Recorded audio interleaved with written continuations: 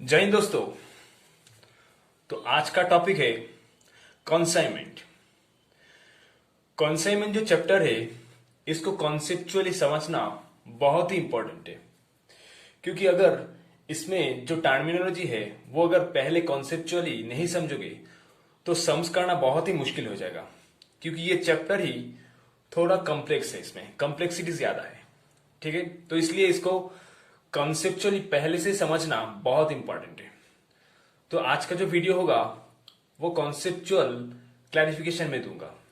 तो उम्मीद करता हूं ये वीडियो आप पूरा ध्यान से देखेंगे। Thank you. तो चलिए स्टार्ट करते हैं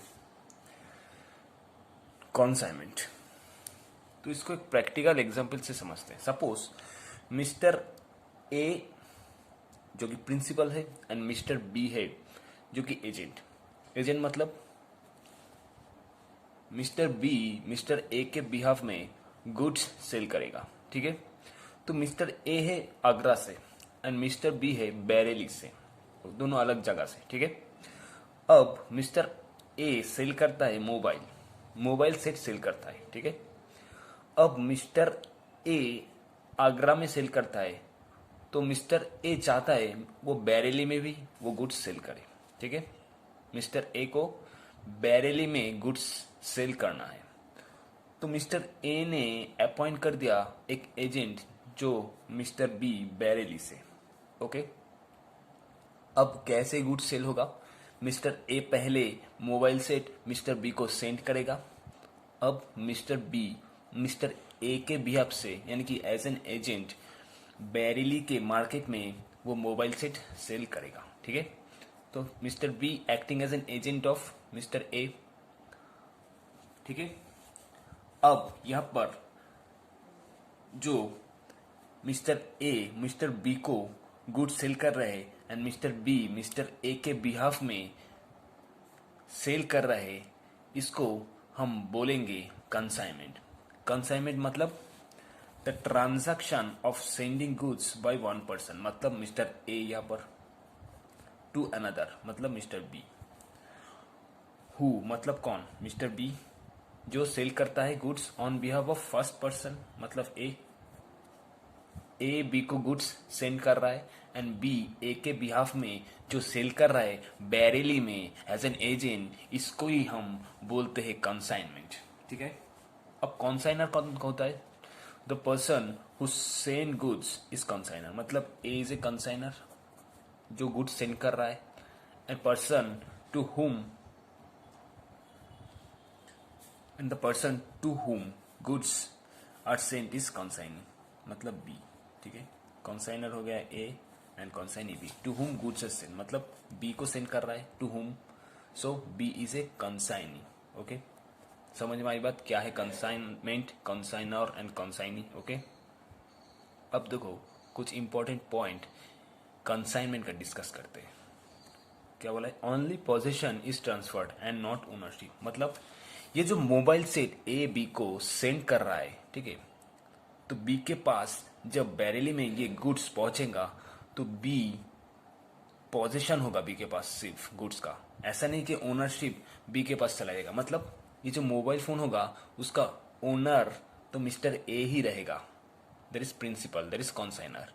सिर्फ पोजीशन चेंजेस हैंड, मतलब पोजीशन चेंज होके बी के पास जा रहा है, पोजीशन सिर्फ बी के पास है, not ownership. Okay, next, consignee is entitled for reimbursement of expenses incurred on behalf of consignor। Example transportation cost, warehouse, selling and distribution expenses. मतलब अब बी को अगर सेल करना है गुड्स बैरेली में तो कुछ खर्चा तो उठाना ही पड़ेगा।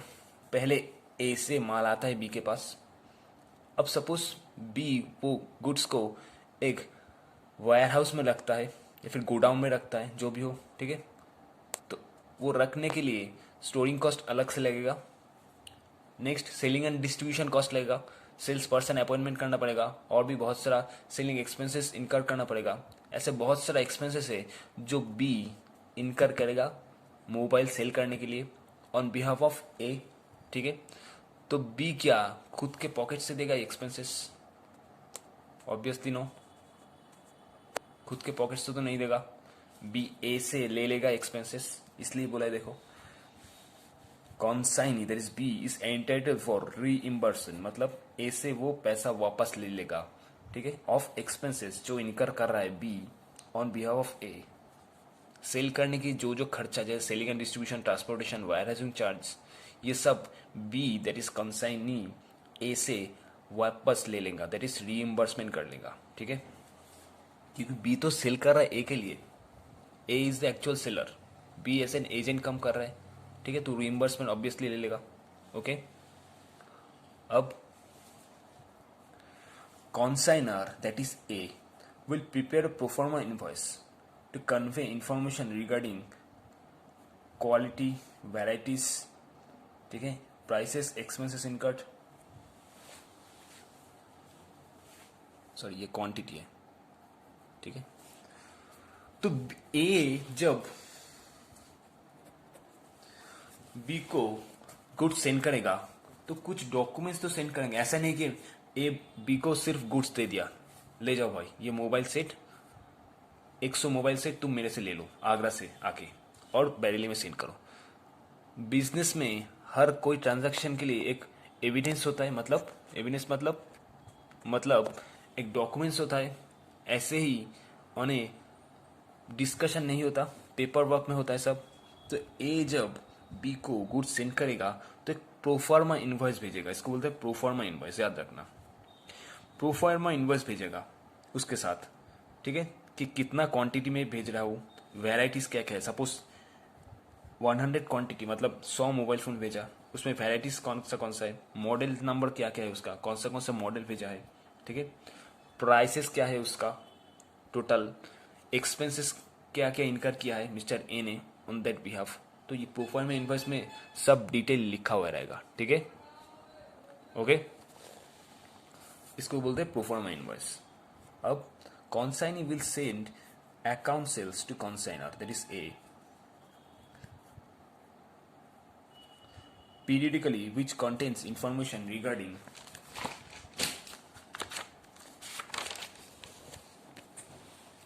expenses incurred on behalf of consignor, commission earned and balance due। तो देखो जब ए बी को गुड्स भेजेगा तो प्रोफार्मा इनवॉइस भेजेगा containing details of goods send, जो गुड्स सेंड कर रहा हूं उसका डिटेल प्रोफार्मा इनवॉइस में रहेगा, गॉट इट। अब बी जो ए के बिहाफ में बैरेली में सेल करेगा उसके बिहाफ में कुछ डॉक्यूमेंट्स चाहिए, ऐसा नहीं कि बी 100 मोबाइल सेट सेल कर दिया जो ए से लाया था बैरेली में एंड उसके अगेंस्ट कुछ डॉक्यूमेंट्स ही नहीं भेजा मिस्टर ए को, तो mister A that is the consignor वो समझेगा कैसे कि कितना सेल कर रहा है मिस्टर बी, ठीक है। तो ये सब डिटेल्स चाहिए मिस्टर ए को, तो मिस्टर बी से मिस्टर ए अकाउंट सेल्स मांगेगा, तो मिस्टर बी को अकाउंट सेल भेजना पड़ेगा मिस्टर ए को, ठीक है, जिसमें क्या क्या डिटेल रहेगा, that is expenses incurred on the behalf of consignor, मतलब मिस्टर ए के बिहाफ में क्या क्या एक्सपेंसेस इनकर किया, जैसे warehousing charges, selling and distribution cost etcetera.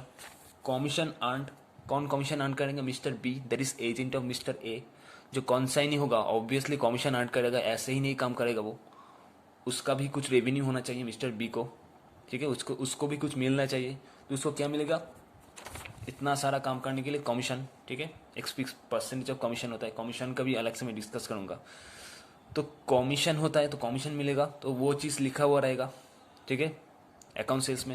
And the balance due मतलब कितना मिलने वाला है पैसा, जैसे ये हो गया एक अकाउंट सेल्स का एग्जांपल हम लेते हैं, ठीक है। तो अकाउंट सेल्स अगर होता है तो suppose account sales to mister A, मतलब एग्जांपल में मेरा कॉन्साइनर जिसको कॉन्साइन दैट इज बी भेजेगा, तो सपोज मिस्टर बी ने एक्चुअल सेल्स किया है 10 लाख का, ओके, बैरेली में सेल्स किया है मिस्टर बी 10 लाख, उसको 10 लाख मिला है बी को।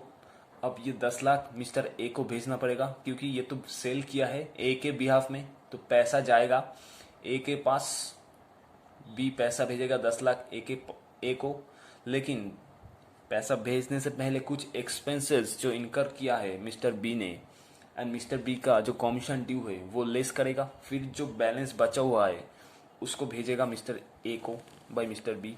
तो देखो क्या क्या एक्सपेंसेस इनकर किया है, कौन सा नहीं, दैट इज बी। जैसे unloading charges 15,000, selling expenses 25,000, commission due 30,000।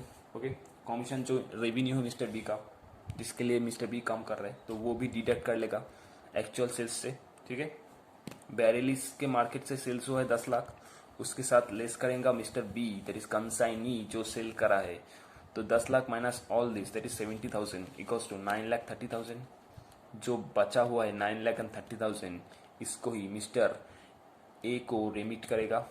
यहाँ पर लिखा भाई HDFC बैंक, कोई भी बैंक हो सकता है, तो बैंक से वो पैसा भेज देगा बैलेंस ड्यू जो है। ठीक है, जिसको ए को मिलेगा 9,30,000 नेट। ओके, और नीचे यहाँ पर मिस्टर बी का साइन रहेगा।